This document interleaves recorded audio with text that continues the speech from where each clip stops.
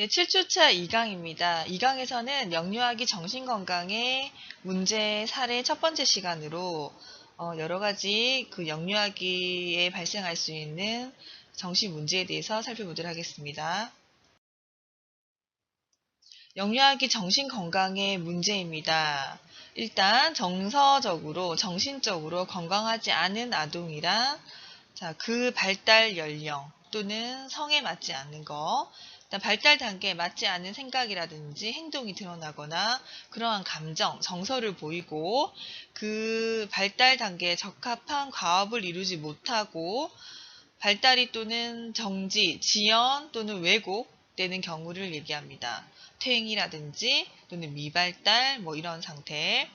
그래서 유아나 아동의 이런 정신건강은요, 연령, 그 다음에 성별, 그 다음에 그 아이가 처한 이런 발달 단계에 따라서 달라질 수 있습니다. 그래서 그 발달 단계에 따라서 이 아이가 연령에 적합한 행동, 생각 또는 정서를 보이는지를 우리는 판단을 잘 하셔야 합니다.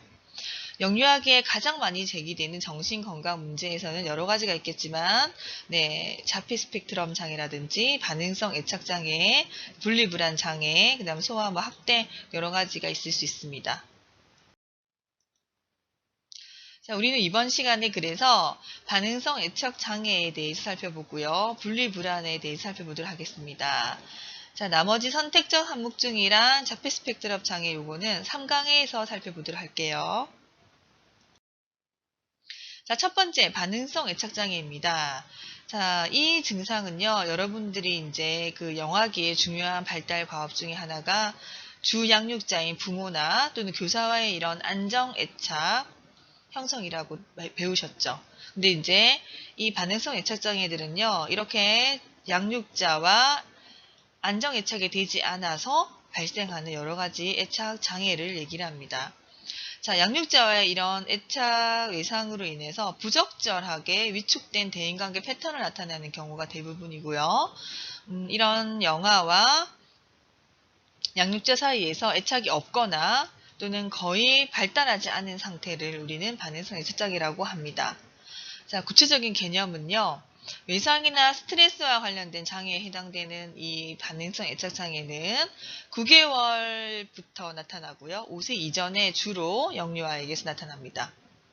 자, 아동이 특정 애착 대상인 주로 이제 엄마, 부모 또는 교사에게 위안이나 또는 지지나 보호나 애정을 바라는 행동을 거의 하지 않아요. 그런 것들을 표현하지 않거나 또는 굉장히 극소수, 최소한의 표현만 하는 상태를 얘기를 합니다. 두드러진 특징은요, 얘네들 입장에서는 굉장히 혼란스럽고, 그쵸? 이게 안정된 애착이 아니기 때문에 뭔가 좀 불안하고 이런 패턴을 보이고요. 연령과 맞지 않는 부적절한 애착 행동 패턴을 보이는 것이 특징입니다.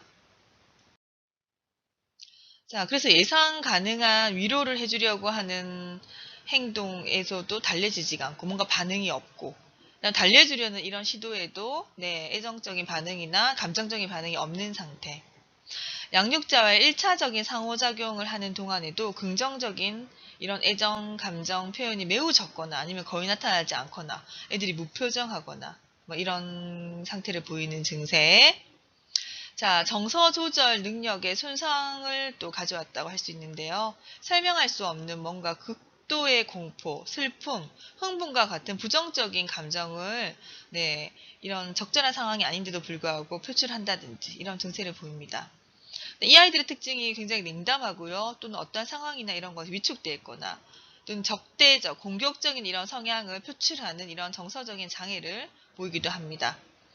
당연히 대인관계에서는 안정된 관계를 맺지 못해서 어떤 대상, 사람에게 무관심하거나 또는 사회적인 상호작용의 결함을 표출하기도 하고요.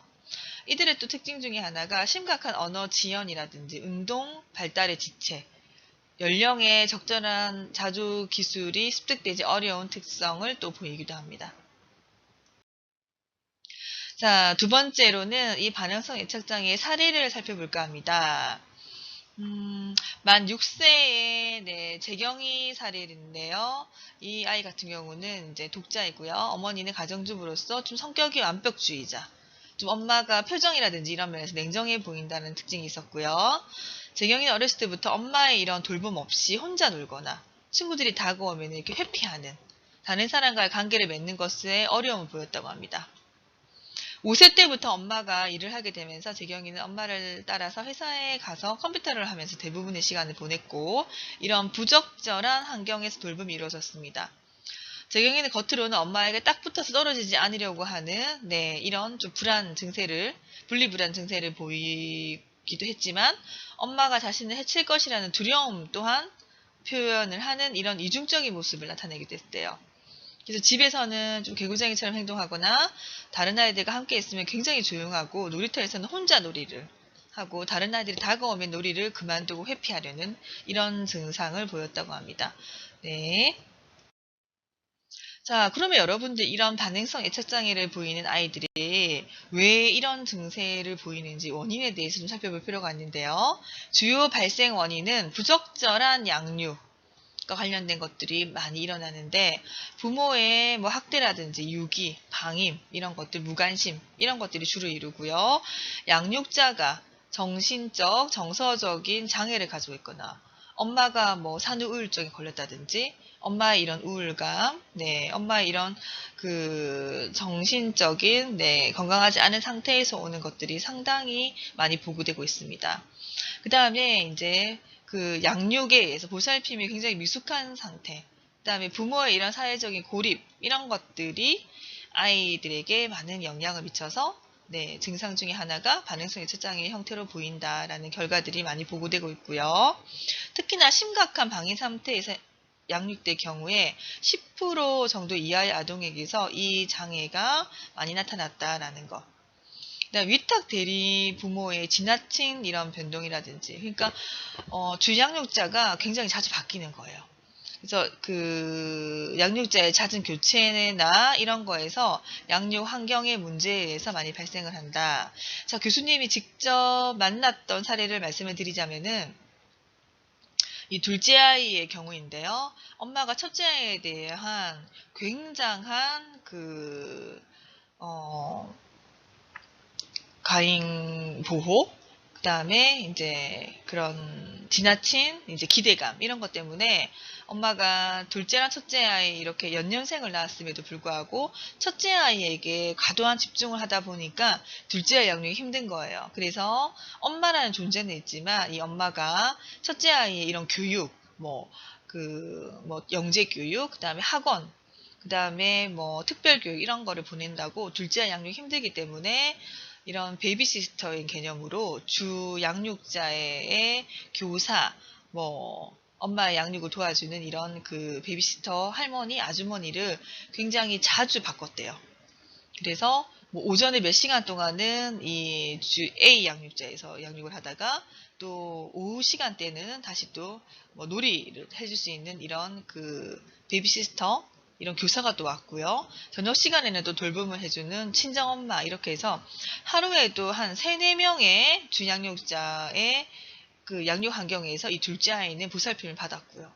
그 다음에 또 이렇게 이제 그 주양육자가 이렇게 일관성 있게 또 가면 되는데 중간에 또 놀이 선생님이라든지 이런 선생님이 계속 바뀌게 됨으로 인해서 영아기 시절을 회상했었을 때 거의 10몇 명의 이런 그 일관된 양육이 일어나지 않는 이런 양육자의 경험을 한 이 둘째 아이가 이후에 그 이제 어린이집에 보내지게 되면서 반응성 애착장애 증세를 보이게 되는 사례를 교수님이 직접 이제 만났던 경우가 있는데, 어쨌든 극도의 심한 불안감을 형성하면서 어떤 누구와도 이런 애정적인, 안정적인 그 애착을 형성하지 못하는 이런 사례를 보기도 했었습니다.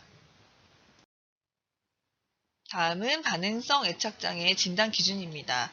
A를 보시면 성인 양육자에게 굉장히 억제되어 있고 정서적으로 철수된 행동을 지속적으로 보인다. 예를 들자면 아동이 고통스러울 때 위안을 구하는 행동이 거의 없거나 나타나지 않는다. 그다음 B 볼게요. 사회적, 정서적인 이런 장애가 다음 2가지 이상에서 지속적으로 나타난다. A. 다른 사람에게 최소한의 이런 사회적, 정서적인 반응이 있는가 없는가. 없으면 체크. 그 다음에 제한된 이런 긍정적인 정동을 보이는가. 제한된 그 긍정적인 이런 감정이나 이런 정서적인 반응이 없을 경우에 체크. 그다음에 이유 없이 흥분하거나 슬픔을 보이거나 공포를 보이거나 또는 성인 양육자와 위협적이지 않은 이런 상호작용을 할 때도 분명하게 이런 극도의 부정적인 감정들이 드러나는가 있으면 체크. 2가지 이상, 3가지 이상 정도 되면은 반응성 예측장애를 의심해 볼 필요가 있겠죠. 그 다음에 3번째. 자, 다음과 같은 극단적인 형태의 이런 불량한 양육을 적어도 하나 이상 경험하는가. 성인 양육자가 이런 영유아의 기본적인 정서적인 요구, 위안을 해준다든지 긍정적인 자극 또는 애정을 지속적으로 무시하는 사회 방임의 상태에 있는가 또는 그런 결핍되어 있는가 상황이. 2번째, 안정된 애착을 형성이 어려울 정도로 1차 양육자가 굉장히 잦은 교체인가.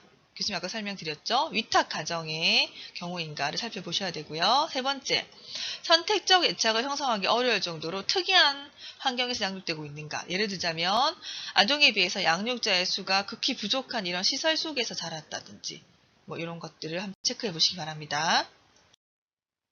그 다음에 D. 자, A 기준의 문제 행동, C 기준의 양육이 원인일 것으로 추정될 경우에 한번 볼게요. 그 다음에 E. 자폐 스펙트럼 이런 장애 진단 기준을 충족해서는 안 된다. 그렇죠? 왜냐하면 이런 자폐 스펙트럼도 따로 분류되어 있기 때문이죠. F. 네, 장애는 최소 5세 이전에 분명해야 된다라는 특징. E. 아동은 최소한 6개월, 그러니까 6개월은 좀 지나야 판단할 수 있다라는 거. 이렇게 이런 기준을 통해서 우리는 반응성 예측장애를 진단할 수 있습니다. 자, 그러면 우리가 어떻게 치료에 개입을 해야 되는지를 살펴보도록 할 건데요.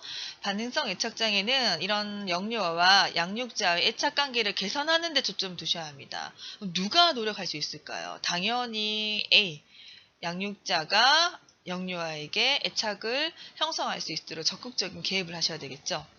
자, 적절한 환경과 치료적인 개입이 이루어진다면은, 네, 연령이 어릴 때 발견을 했다. 호전이 상당히 있습니다. 그래서 그 조기에 발견할수록 좀 더 치료적인 개입에서 효과를 보인다. 자, 있지만 정서적인 이런 후유증은 상당히 오랫동안 지속되기 때문에 지속적인 치료적인 개입 노력이 필요할 것입니다.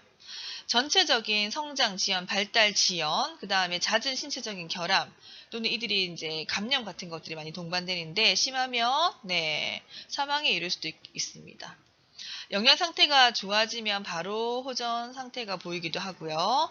적절한 영양 공급, 신체적인 이런 후유증에 대한 치료, 적절한 자극, 이게 상당히 중요하겠죠. 긍정적인 엄마의 애착 증진, 이런 상호작용을 제공하는 것 플러스 이런 환경 개선이 치료의 굉장히 주된 목적이 될 것입니다.